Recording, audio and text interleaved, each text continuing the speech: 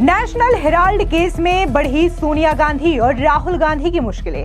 Rouse Avenue court में 2 से 8 जुलाई तक रोजाना होगी मामले की सुनवाई।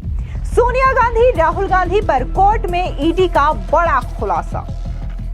दिल्ली की राउस एवेन्यू कोर्ट में नेशनल हेराल्ड मनी लॉन्ड्रिंग मामले में नया मोड़ ले लिया है। सीधे तौर पर यूं कहें कि राहुल गांधी और सोनिया गांधी की मुश्किलें बढ़ती हुई दिखाई दे रही है, क्योंकि अब इस मामले को लेकर के ईडी ने बड़ा खुलासा किया है, जिसके बाद कोर्ट ने यह कहा है कि इस मामले की सुनवाई रोजाना राउस एवेन्यू कोर्ट में होगी। आपको बता दें कि कांग्रेस के दिग्गज नेताओं राहुल गांधी और सोनिया गांधी की मुश्किलें बढ़ती हुई दिखाई दे रही है। दरअसल ईडी यानी कि प्रवर्तन निदेशालय ने शिकायत पर कोर्ट ने 2 से 8 जुलाई तक रोजाना सुनवाई का फैसला किया। इस मामले में न सिर्फ राहुल गांधी सोनिया गांधी बल्कि राहुल गांधी के मेंटोर कहे जाने वाले सैम पित्रोदा की मुश्किलें भी बढ़ती हुई दिखाई दे रही है। दरअसल ये मामला 90 करोड़ 25 लाख रुपए के लोन और 2000 करोड़ रुपए की संपत्ति के दुरुपयोग से जुड़ा हुआ है। सीधे तौर पर आपको बता दें कि जहां नेशनल हेराल्ड मामले को लेकर के गजब की राजनीति देखने को मिल रही है। बीजेपी का यह कहना है कि सोनिया गांधी और राहुल गांधी ने मिलकर के इस देश की संपदा को लूटा है, धन को लूटा है। तो वहीं दूसरी ओर बात अगर हम विपक्षी दलों की करें तो उनका कहना यह है कि वो सिर्फ और सिर्फ ईडी का दुरुपयोग कर रहे हैं और झूठे केस राहुल गांधी और सोनिया गांधी के खिलाफ करवाया जा रहा है। लेकिन बात अगर हम ईडी की करें तो ईडी ने साफ तौर से ऐसी कई सारी दलीलें कोर्ट में पेश की है, जिसके बाद ईडी ने कहा है कि इन तमाम दलीलों को लेकर के ये कहना गलत नहीं होगा कि राहुल गांधी और सोनिया गांधी के खिलाफ ये केस बनता है। जिसके बाद राउस एवेन्यू कोर्ट ने ये इजाजत दी है कि बकायदा इस केस की सुनवाई रोजाना होगी। दरअसल आपको बता दें कि नेशनल हेराल्ड मामला इंडियन नेशनल कांग्रेस और एसोसिएट जर्नल्स लिमिटेड के बीच 90 करोड़ 25 लाख रुपए के लोन से शुरू होता है। ईडी का आरोप है कि ये लोन यंग इंडियन नामक कंपनी को सिर्फ 50 लाख रुपए में ट्रांसफर कर दिया गया, जिसके पीछे 2000 करोड़ रुपए की संपत्ति का कब्जा करने की साजिश थी।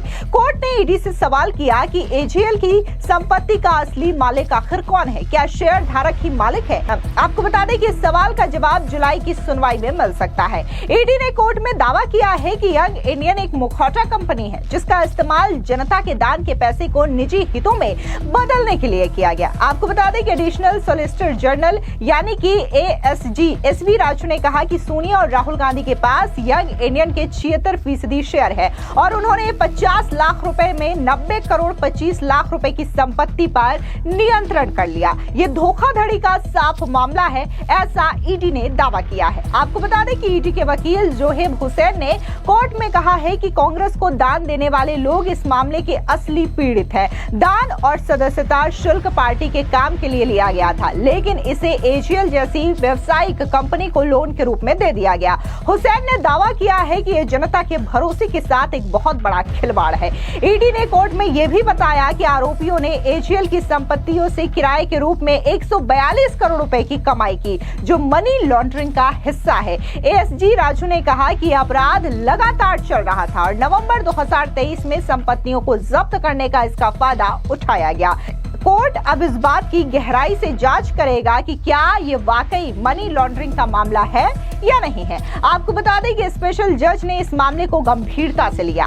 उन्होंने कहा कि ये एमपीएमएलए कोर्ट है और सुनवाई हर हफ्ते होनी चाहिए। बचाव पक्ष के वकील अभिषेक मनु सिंघवी ने 5000 पन्नों के दस्तावेजों का हवाला देते हुए सुनवाई जुलाई तक टालने की मांग की है, जिसे कोर्ट ने मान लिया है। लेकिन जुलाई में रोजाना सुनवाई होगी, जिसमें ईडी अपनी दलीलें पेश करेगी और फिर बचाव पक्ष को जवाब देना होगा। आपको बता दें कि ईडी ने सोनिया, राहुल गांधी, सैम पित्रोदा, सुमन दुबे और 2 कंपनियों समेत 7 लोगों को आरोपी बनाया है। कोर्ट ने यह पूछा है कि क्या सैम पित्रोदा मौजूद है, जिसके बाद एएसजी ने साफ कहा है कि अगर वो नहीं है तो भी कार्रवाई रुकेगी नहीं। ये दिखाता है कि कोर्ट इस मामले को जल्द से जल्द निपटाने के मूड में है।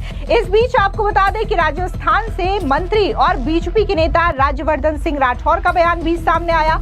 उनका कहना है कि इस देश में कानून सबके लिए बराबर है। अगर कोर्ट ने यह निर्णय लिया है कि रोज सुनवाई होगी तो उन्हें रोज इस सुनवाई में मौजूद भी होना चाहिए। सुनिए राज्यवर्धन सिंह राठौर का ये बयान।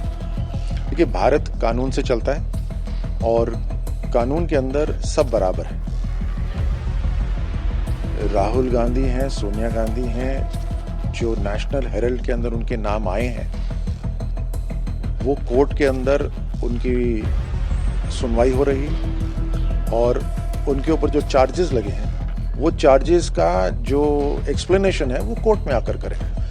पूछताछ तो होगी और पूछताछ का वो जवाब दे सकते हैं, लेकिन इस देश के अंदर हर नागरिक बराबर का अधिकार रखता है और इस देश का संविधान, देश का कानून के पास ये अधिकार है कि अगर कुछ गलत पाया गया तो उसके ऊपर जांच होगी। इस जांच से बचना ये गलत है। इस जांच से बचना एक तरह से यही दिखाता है कि वो दोषी हैं।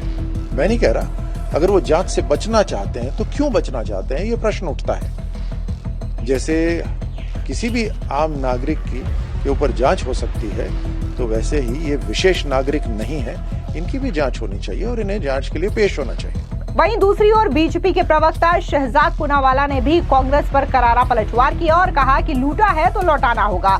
आज इस बात के सारे सबूत है कि कैसे 5,000 करोड़ रुपए की सार्वजनिक संपत्ति से सोनिया गांधी और राहुल गांधी को लाभ पहुंचाया गया है और उन्होंने साफ तौर से इस केस को लेकर के कहा है कि जल्द ही कांग्रेस का जो भ्रष्टाचार है वो उजागर होगा। सुनिए बीजेपी के प्रवक्ता शहजाद पूनावाला का ये बयान।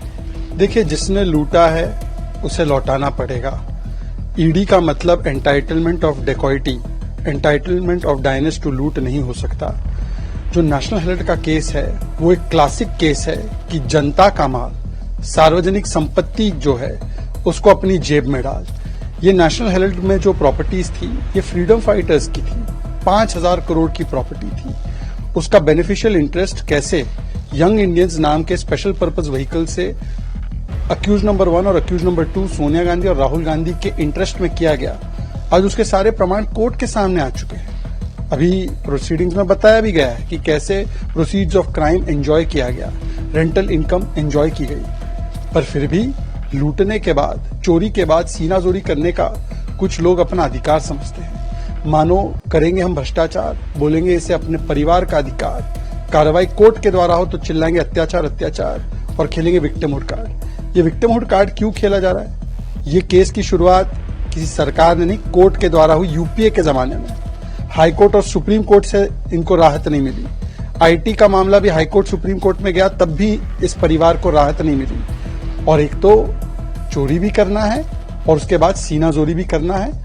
आज जो भी प्रमाण सामने आ रहे हैं, एक बात स्पष्ट है, लूटा है तो लौटाना पड़ेगा। इसके अलावा बात अगर हम कांग्रेस पार्टी की करें तो कांग्रेस पार्टी ने इस पूरे मामले को लेकर के सफाई पेश की है। बता दें कि कांग्रेस की राष्ट्रीय प्रवक्ता सुप्रिया श्रीनेत ने कहा कि अभी तक ईडी कुछ भी साबित नहीं कर पाई है। अगर आप ईडी के केस में देखेंगे तो ये पाएंगे कि 95% केस विपक्षी नेताओं के खिलाफ है।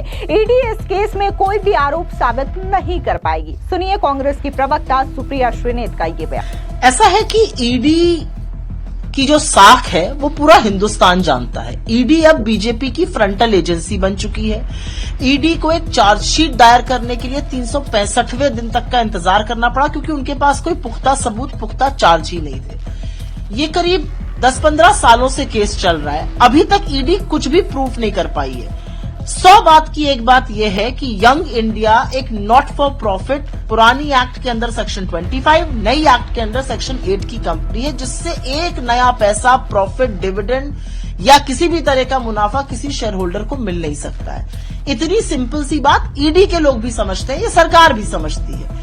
ईडी जो है वो सरकार की कठपुतली है, वो सरकार के इशारों पर जो सरकार की प्रतिशोध की राजनीति है, डराने की, धमकाने की, वो लगातार करती है। ईडी के आप केसेस उठा के देख दीजिए, 95% केसेस जो है वो ऑपोजिशन के खिलाफ है। लेकिन ईडी शायद कुछ लोगों को डरा धमका के बीजेपी की वॉशिंग मशीन में डाल देती हो, हम लोग वो लोग नहीं है।